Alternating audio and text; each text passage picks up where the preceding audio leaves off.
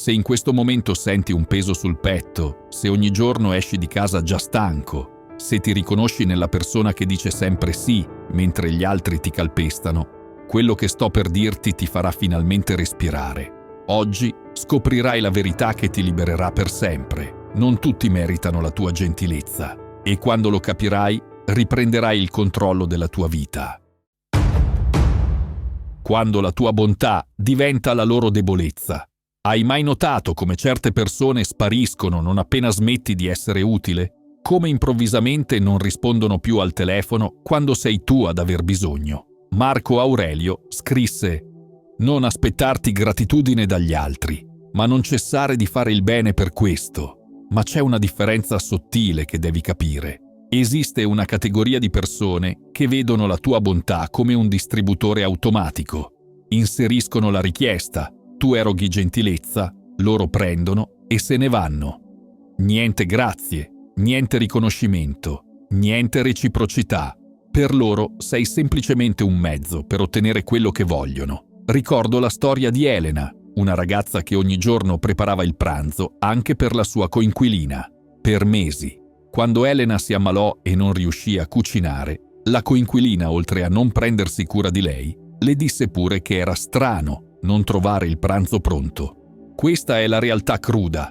Alcune persone non vedono la tua gentilezza come un dono, ma come un diritto. Smettono di dire grazie, iniziano a pretendere e quando finalmente dici basta, ti fanno sentire come se fossi tu quello cattivo. Seneca disse: «Chi riceve un beneficio non dovrebbe mai dimenticarlo, chi lo concede non dovrebbe mai ricordarlo». Ma cosa succede quando dall'altra parte c'è qualcuno che dimentica immediatamente e pretende sempre di più?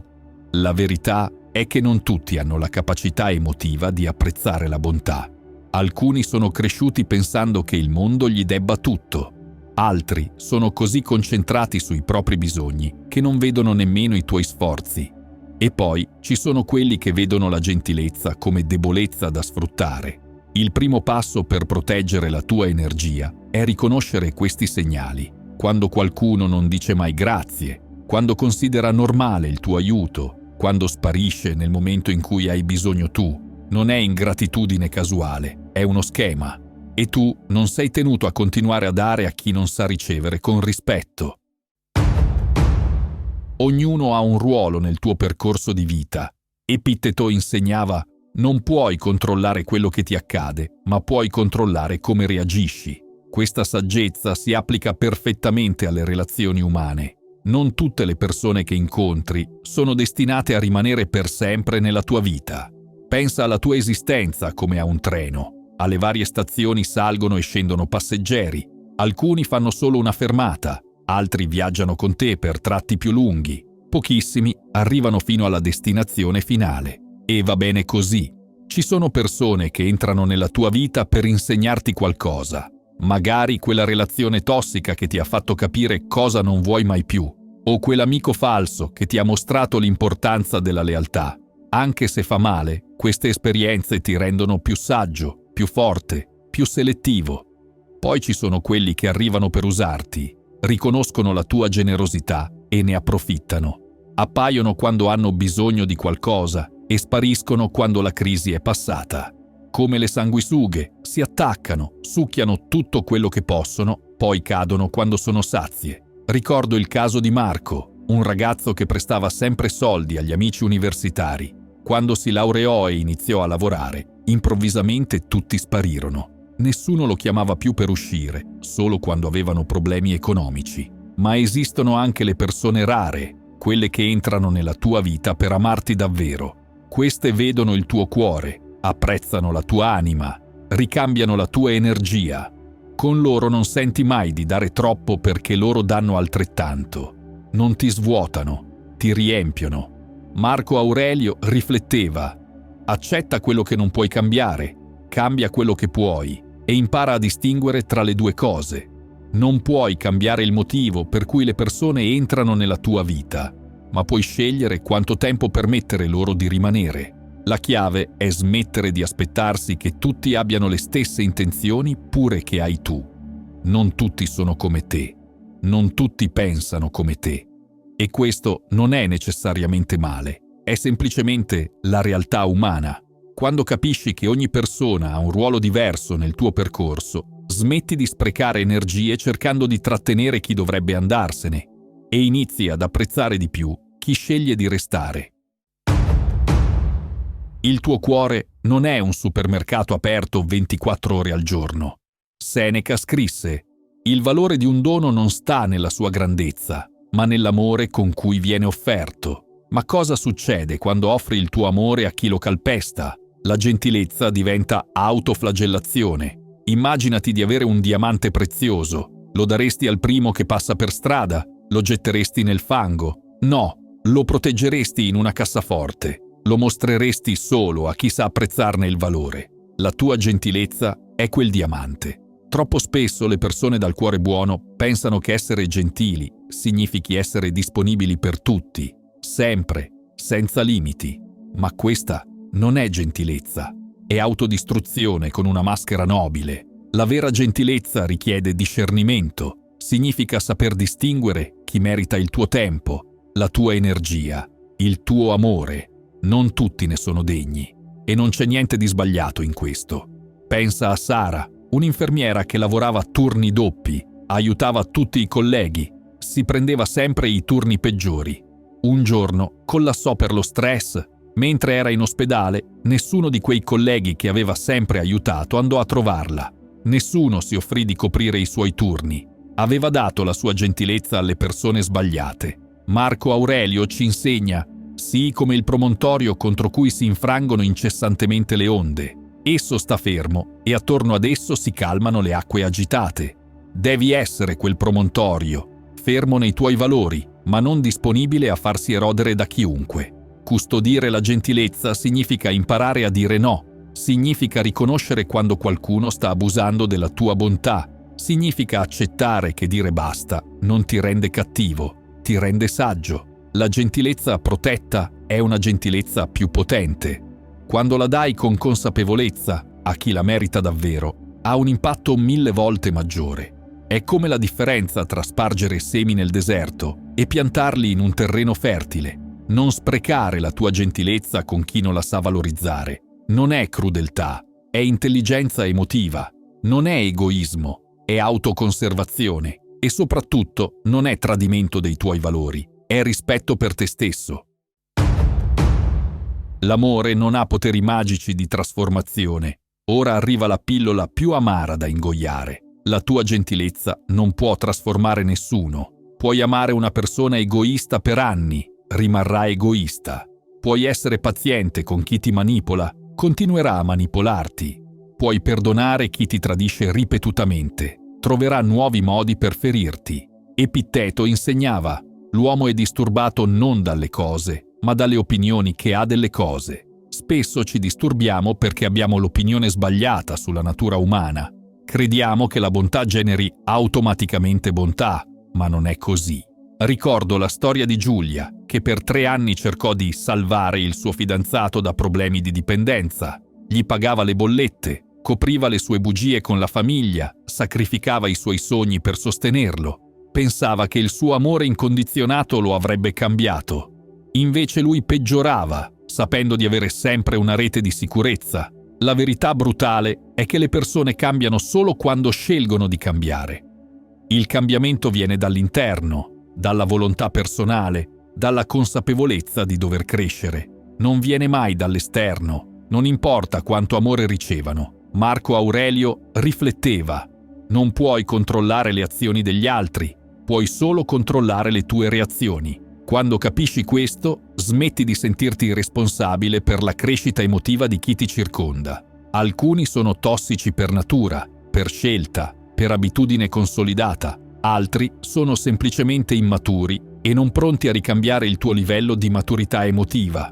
E va bene accettarlo invece di lottare contro i mulini a vento. Non significa diventare cinici o smettere di credere nel potenziale umano. Significa semplicemente proteggere la tua energia dalle persone che scelgono di rimanere nella loro disfunzione. La lezione più difficile da imparare è che non sei tu a dover aggiustare le persone rotte. Non sei tu a dover illuminare chi sceglie di vivere nell'oscurità. Il tuo compito è essere la migliore versione di te stesso e stare accanto a chi fa lo stesso sforzo. Smetti di sprecare la tua gentilezza cercando di cambiare chi non vuole cambiare. Usala invece per nutrire relazioni con persone che stanno già crescendo, già evolvendosi, già dimostrando di meritare la tua energia. Come distinguere i leali dai parassiti emotivi? Seneca disse: ogni nuovo inizio deriva dalla fine di qualche altro inizio. A volte devi mettere fine a relazioni tossiche per fare spazio a quelle sane. Ma come distingui chi merita di stare nella tua vita e chi no? Le persone che meritano la tua gentilezza hanno queste caratteristiche. Primo, ti danno quanto ricevono. Non è matematica perfetta, ma c'è equilibrio. Se tu fai 10, loro fanno 8. Se tu fai 5, loro fanno 7. C'è reciprocità, non sfruttamento. Secondo, rispettano i tuoi limiti. Quando dici no, accettano. Quando hai bisogno di spazio, lo rispettano. Non ti fanno sentire in colpa per aver bisogno di tempo per te stesso. Terzo, celebrano i tuoi successi. Quando ti va bene, sono genuinamente felici per te. Non c'è invidia mascherata. Non ci sono commenti velenosi travestiti da preoccupazione. Quarto, ci sono anche nei momenti difficili. Non spariscono quando affronti problemi. Non minimizzano le tue difficoltà. Stanno al tuo fianco quando il mare è in tempesta, non solo quando c'è il sole. Le persone che meritano distanza, invece, primo, prendono sempre e non danno mai. Sono i vampiri energetici che succhiano tutto quello che offri senza mai ricambiare. Hanno sempre bisogno di qualcosa da te. Secondo, violano costantemente i tuoi confini. Quando dici no, insistono. Quando chiedi rispetto, ti accusano di essere drammatico. La parola confine per loro non esiste. Terzo, minimizzano i tuoi sentimenti.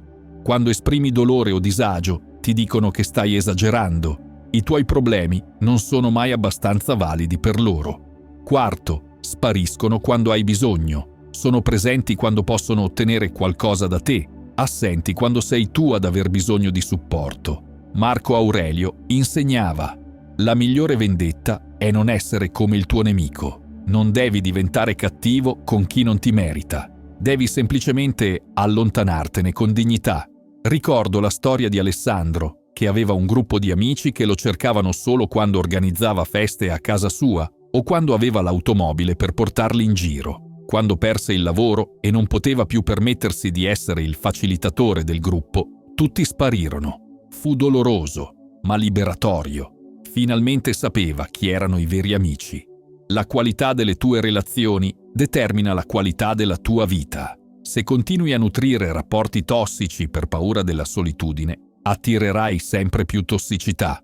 Se invece hai il coraggio di fare spazio, attirerai persone che rispecchiano il tuo livello di maturità emotiva. Non aver paura di restare solo temporaneamente. È meglio essere soli che mal accompagnati. E quando liberi spazio dalle persone sbagliate, l'universo ha modo di portarti quelle giuste. Quando l'amore diventa lenta agonia. Epitteto insegnava: ricchezza consiste non nell'avere grandi possedimenti, ma nell'avere pochi desideri. Ma cosa succede quando il tuo desiderio principale è salvare qualcuno che non vuole essere salvato? Ti prosciughi l'anima goccia dopo goccia. Le relazioni tossiche sono come malattie invisibili. All'inizio sembrano normali, poi lentamente ti consumano dall'interno. Ti risvegli stanco anche se hai dormito. Ti senti ansioso senza motivo apparente. Perdi interesse per le cose che una volta ti piacevano. Pensa a Martina, una ragazza brillante che usciva con un ragazzo che la criticava costantemente. Lo fa per aiutarmi a migliorare, si diceva. Dopo 2 anni aveva perso ogni fiducia in se stessa. Si era convinta di essere davvero inadeguata, di non meritare di meglio. Le relazioni malate ti fanno dimenticare chi sei.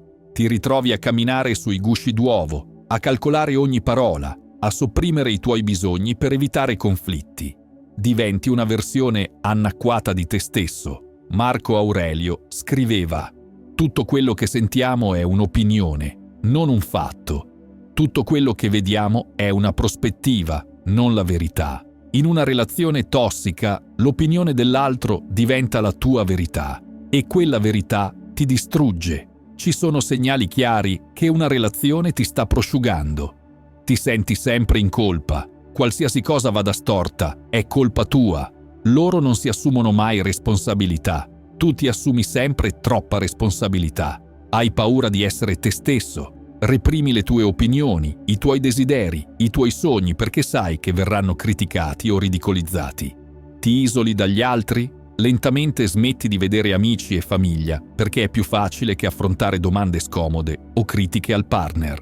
Giustifichi comportamenti inaccettabili. È stressato, ha avuto un'infanzia difficile, in fondo mi ama. Diventi l'avvocato di chi ti sta ferendo. Seneca disse: non c'è vento favorevole per il marinaio che non sa dove andare. Se non sai più chi sei e cosa vuoi, ogni relazione ti porterà alla deriva. La verità più dura è che alcune persone si nutrono del dolore altrui, non consciamente, ma energeticamente. Hanno bisogno di sentirti piccolo per sentirsi grandi. Hanno bisogno che tu dubiti di te stesso per sentirsi superiori. Uscire da una relazione tossica non è solo liberarsi di una persona, è recuperare pezzi di te stesso che avevi dimenticato di avere. È come respirare aria pulita dopo anni in una stanza senza finestre. Non tutti sono capaci di amare in modo sano. Alcuni amano solo il controllo che hanno su di te, altri amano solo quello che puoi fare per loro, e quando finalmente lo capisci, puoi smettere di cercare amore dove c'è solo bisogno. Perché dire no è un atto rivoluzionario. Il no di una persona saggia è più prezioso del sì di uno sciocco. Non ricordo chi l'ha detto, ma questa frase racchiude una verità fondamentale. Saper dire no è una forma di saggezza, non di cattiveria. Marco Aurelio rifletteva: confina il tuo destino a te stesso, non permettere che i tuoi pensieri vaghino verso ciò che non ti appartiene. I tuoi confini definiscono ciò che ti appartiene, il tuo tempo, la tua energia, la tua pace mentale. Molte persone gentili crescono con l'idea che dire no sia egoistico, ma la verità è l'opposto. Non avere confini è egoistico verso te stesso. È negare alla tua anima il diritto di essere rispettata. Ricordo il caso di Luca, un ragazzo che non riusciva mai a dire no ai colleghi. Lavorava weekend, faceva straordinari non pagati, copriva sempre gli altri. Credeva di essere un giocatore di squadra. In realtà stava solo insegnando agli altri che il suo tempo non aveva valore. Un giorno ebbe un crollo nervoso. Durante la terapia capì che aveva così paura di deludere gli altri che aveva passato anni a deludere se stesso. Aveva scambiato la disponibilità per valore personale. Seneca insegnava: ogni tiranno ha avuto inizio come vittima. Quando non stabilisci confini, insegni agli altri a trattarti come un tiranno tratterebbe un suddito, non per cattiveria, ma perché tu stesso gli hai dato il permesso. Stabilire confini significa dire no senza giustificarsi all'infinito. No è una frase completa. Non devi scrivere un saggio per spiegare perché non puoi fare qualcosa che non vuoi fare. Proteggere il tuo tempo come proteggeresti i tuoi soldi. Il tempo è l'unica risorsa veramente limitata che hai. Chi lo spreca senza rispetto non merita di averne ancora. Non sentirti in colpa per dare priorità al tuo benessere. Non sei responsabile delle emozioni degli altri quando fai scelte sane per te stesso. Riconoscere che chi si arrabbia per i tuoi confini è proprio chi ne ha più bisogno. Le persone sane rispettano i limiti altrui. Chi protesta è chi stava approfittando della tua mancanza di confini. Epitteto diceva: nessuno può ferirti senza il tuo permesso. I confini sono il modo in cui ritiri quel permesso. Non stai costruendo muri per tenere fuori l'amore. Stai costruendo filtri per far entrare solo l'amore genuino. La paura più grande è che le persone ti lascino se inizi a dire no, ma la verità è che chi ti lascia per questo non ti amava veramente. Amava solo quello che poteva ottenere da te. Stabilire confini non ti rende una persona cattiva, ti rende una persona rispettabile. E solo quando ti rispetti puoi attirare persone che ti rispettano. Non aspettare di essere completamente esaurito per iniziare a dire no. I confini sono prevenzione, non cura d'emergenza. Prima li stabilisci, più energia avrai per le persone e le attività che contano davvero. Tu sei un privilegio, non un'opzione. Marco Aurelio scrisse: sii severo con te stesso e indulgente con gli altri. Ma c'è un limite anche all'indulgenza. Quando l'indulgenza verso gli altri diventa crudeltà verso te stesso, è tempo di cambiare approccio. Non tutti meritano il privilegio di conoscerti. Non tutti meritano accesso ai tuoi pensieri più profondi, ai tuoi sogni, alle tue vulnerabilità. Il tuo cuore non è un albergo dove tutti possono entrare senza prenotazione. Pensa a Chiara, una ragazza che si confidava con tutti, aiutava chiunque, era sempre disponibile per ogni dramma altrui. Un giorno scoprì che i suoi amici ridevano alle sue spalle, chiamandola la psicoterapista gratuita. Stava dando perle ai porci, e i porci non sanno riconoscere le perle. Seneca insegnava: il valore di un uomo si misura dalle poche persone che comprende veramente, non dai molti che lo applaudono. La qualità delle tue relazioni conta infinitamente più della quantità. Non tutti meritano la tua vulnerabilità. Ci sono persone che useranno le tue debolezze contro di te nel momento del bisogno, altri che trasformeranno i tuoi segreti in gossip, altri ancora che vedranno la tua apertura come un'opportunità di manipolazione. Non tutti meritano la tua fedeltà. Se qualcuno tradisce costantemente la tua fiducia, perché continui a dargliela? Se qualcuno non è mai presente quando hai bisogno, perché essere sempre presente per loro? Non tutti meritano il tuo perdono. Il perdono è per la tua pace, non per il loro comfort. Ma perdonare non significa dimenticare e soprattutto non significa dare infinite possibilità a chi ti ferisce deliberatamente. Epitteto diceva: non spiegare la tua filosofia, incarnala. Smetti di spiegare il tuo valore a chi non lo vede. Inizia semplicemente a incarnare il rispetto per te stesso. Ricordo la storia di Andrea, un ragazzo che scoprì che il suo migliore amico parlava male di lui con altri. Quando lo confrontò, l'amico minimizzò dicendo: scherzavo. Andrea capì che qualcuno che scherza sulla tua reputazione non è un amico, è un nemico mascherato. Il riconoscimento del tuo valore deve partire da te. Se non riconosci la tua unicità, la tua bontà, il privilegio che rappresenta averti nella propria vita, come possono riconoscerla gli altri? Non aver paura di sembrare superiore o altezzoso. C'è una differenza tra arroganza e autostima sana. L'arroganza sminuisce gli altri per sentirsi meglio. L'autostima sana riconosce il proprio valore senza dover sminuire nessuno. Smetti di rincorrere chi non ti cerca. Smetti di convincere chi non è convinto. Smetti di dimostrare il tuo valore a chi ha già deciso che non ne hai. Le persone giuste riconosceranno immediatamente la tua unicità. Non dovrai supplicare per la loro attenzione, convincerli del tuo valore o cambiare per essere accettato. Ti vedranno per chi sei e penseranno di aver vinto la lotteria. Non tutti ti meritano. Va bene così. Riserva la versione migliore di te stesso per chi sa apprezzarla. Il resto può accontentarsi degli avanzi o cercare altrove.